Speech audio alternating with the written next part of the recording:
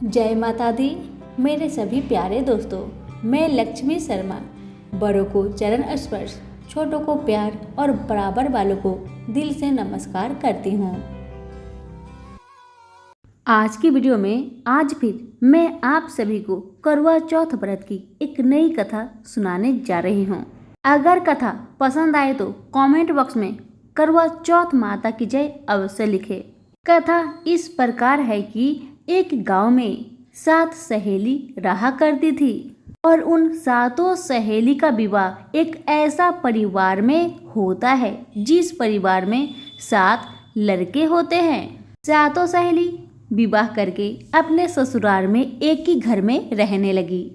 इसी तरह समय बीतने लगा। जैसे ही एक माह पूरा होता है, 7 पत्नियों के पति कहते हैं, सुनो, तुम लोग अपना ख्याल रखना, हम लोग परदेश में कमाने जा रहे हैं। हम लोग ठीक 6 महीने के बाद वापस आ जाएंगे। बस तुम लोग अपना ख्याल रखना, चिंता मत करना। इतना कह के 7 सहेली के पति चले जाते हैं परदेश। अब तो ऐसे ही समय बीतने लगा। पति का परदेश गया हुआ 6 महीना बीत जाता है, लेकिन किसी का भी कोई खबर न था।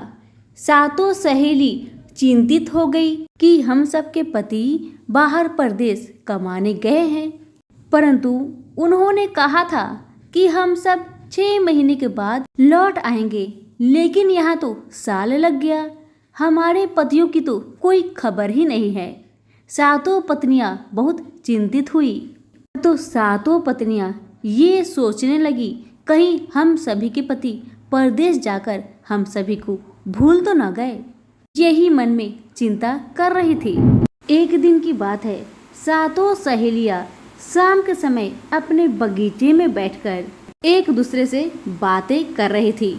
कह रही थी कि कहीं हमारे पति तो परदेश जाकर दूसरी शादी तो नहीं कर लिए।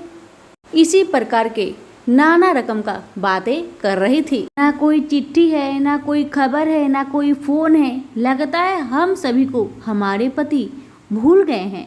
बातें करते करते कब रात हो जाता है उन्हें पता भी नहीं चलता। तभी उन्हें आसमान में एक टूटता हुआ तारा दिखाई पड़ता है। तभी 7 सहेलियां मिलकर उसी टूटते हुए तारे से कहते हैं, हे तारा, हम सभी के पति 6 महीने की वादा करके परदेश कमाने गए हैं। 1 साल हो गया, हमारे पति लौट के नहीं आए। क्या हमारे पति हमें भूल गए हैं? उसी समय करवा चौथ माता एक बूढ़ी माई के रूप धारण करके उसी बगीचे में आती है और 7 सहेलियों से कहती है, क्या बात है बहन, तुम लोग इतनी उदास क्यों हो? क्या बात है जो तुम लोग टूटे हुए तारे से बात कर रही हो? क्या कुछ बात है, मुझे बताओ। तभी 7 सहेलियां कहने लगी, हे बूढ़ी माई, हम सब क्या कहें आपसे।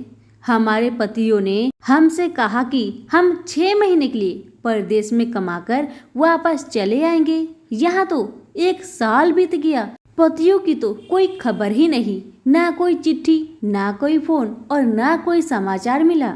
इसीलिए हम उदास बैठे हैं।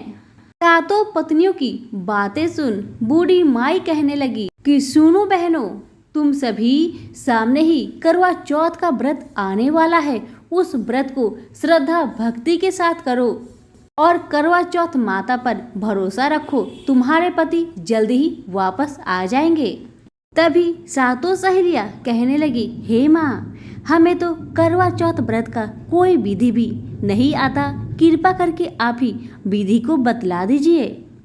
बूढ़ी माई ने करवा चौथ व्रत की सारी विधि 7 पत्नियों को बता दी और वहां से चली जाती है। अब तो भेष रूपी बूढ़ी माई के विधि के अनुसार 7 पत्नियां करवा चौथ की व्रत रखती है।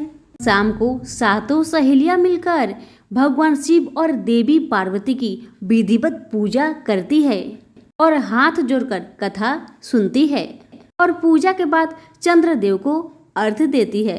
अर्घ्य देने के बाद छलनी में दीपक जला के जैसे ही चांद को देखती है, उसी समय उन 7 पत्नियां के पति छलनी के सामने खड़े हो जाते हैं।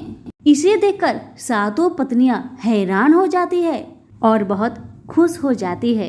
पत्नियों ने पहले अपने पति को जल पिलाया और उसी जल को पीकर पत्नियां अपना व्रत को तोड़ती है। तो सातों सहेलियों को ये समझ में आ जाता है कि वो रात को जो बूढ़ी माई बगीचे में आई थी जरूर वही करवा चौथ माता होगी। उनके ही कृपा से आज हम सभी को अपना सुहाग मिला है।